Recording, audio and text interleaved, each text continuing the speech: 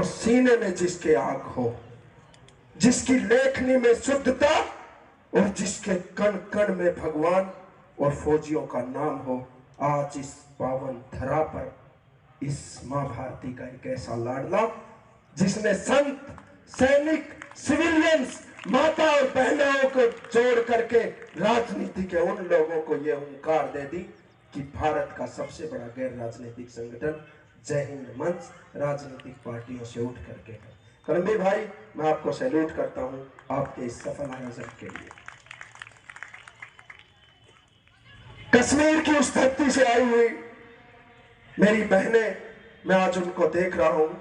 कुछ दर्द जो जय हिंद मंच के राष्ट्रीय अध्यक्ष ने दिया, आज जय हिंद मंच ये भारत के वीर सपूत जो भारतीय सेना की कैप पहने हैं, इनके दिलों में भी वो दर्द है।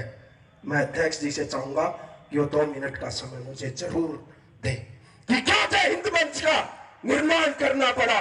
पूछिए इन बेटियों से उस लाल चौक की हालत पर कि इन शहीदों को अपना खून देना पड़ा। उस दर्द को जब पास में देखा, तब 1988 में उस गांव की धरती से निकल करके मां भारती का सीना फाड़कर अन्न पैदा करता है किसान, और इस किसान के प्रत्येक दाने की कीमत जब वो सैनिक अपना लहू दे करके चुकाता है, तो तब जय हिंद मंच का सदस्य बनता है। ठीक उसी प्रकार जब 1 रैंक 1 पेंशन हुआ, आप लोग सब मोहताज थे उसका। यह देश का दुर्भाग्य था कि भारतीय सेना सड़कों पर थी। जब अन्ना आंदोलन हुआ तो क्या जरूरत पड़ी भारत के सबसे बड़े गैर राजनीतिक संगठन जय हिंद मंच को सड़क पर आने की। और जब निर्भया और दामनी की बात हुई तो क्यों गृह मंत्रालय की डायरेक्टर कुमारी चित्रलेखा जी ने तिरंगा हाथ में लेकर के सड़क पर आना पड़ा।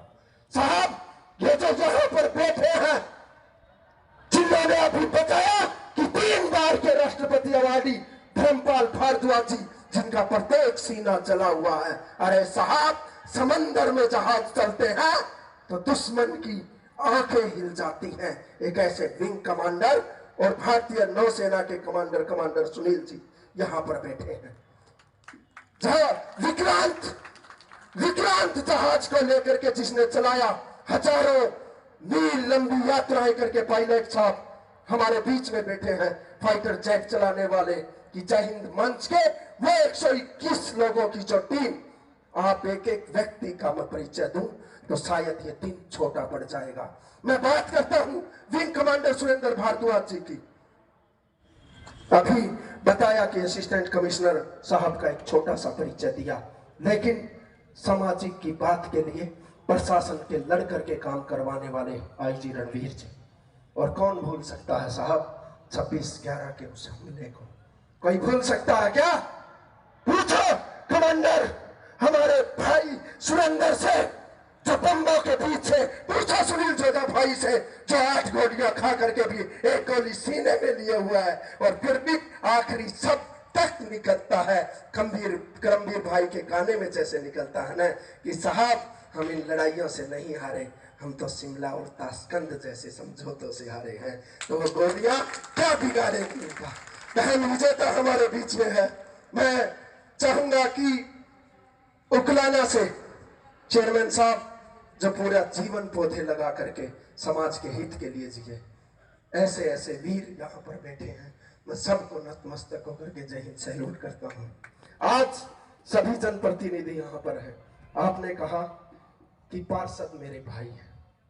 कमांडर साहब, सच्चाई मुंह से निकल जाती है और वो निकलती है, इसीलिए जय हिंद मंचों का निर्माण होता है कि आप जैसे फौजी किसी पार्टी में टिक भी नहीं सकते। ये मैं लिख के दे सकता हूं, नहीं टिक सकते ना। और इसीलिए मैं कहता हूं कि इन पार्टियों के झंडे उखाड़ फेंको और घरों पे सिर्फ राष्ट्र ध्वज निकाल लगाकर अपनी अस्मिता को बचा लो। इसलिए जय हिंद मंच का कार्य आप लोगों के बीच में हो जाएगा कि उधर तर भटक करके 6841 गांवों की तिरंगा यात्रा निकाल करके जय हिंद मंच के सुरेश शर्मा जी ने 10,54,000 लोगों का यह संगठन पूरे भारत में बनाया। क्या पीड़ा है, क्या पीड़ा आप जानना चाहते हैं ना कि इनके मन में क्या पीड़ा थी?